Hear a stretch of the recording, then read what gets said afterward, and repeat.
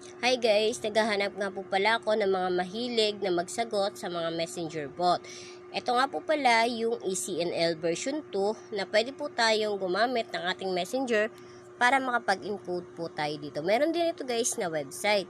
Pero ang kinaganda nga po is meron ding messenger. So ibig sabihin, kahit wala tayong data, pwede po tayo na mag-encode dito. Or kung halimbawa gusto po natin na mag-encode gamit ang ating messenger, pwede guys. So, ayan. Ito pala yung pang 18 na color, yung black. So, submit lang natin.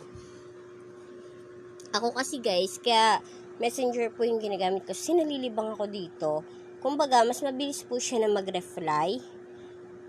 Na, ayan. Ganito lang guys. Hintayin lang natin. Mabilis siya mag-reply. And pwede rin naman guys sa website. Kaso medyo naiinip lang din ako. Kaya dito po ako nagsasagot.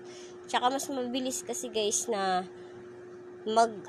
color dito ng pagsasagot. Hindi ko na kailangan na gamit ng calculator or mag-typing pa kasi gumagamit din ako dito guys ng ganito po, yung clipboard. So, ayan. Ganyan lang po. Kaya sa mga mahilig dyan guys sa mga messenger bot, yan. Sali po kayo dito sa ECNL version 2. PM nyo lang po ako sa aking FB. Nasa description po ng aking YouTube channel yung aking FB link.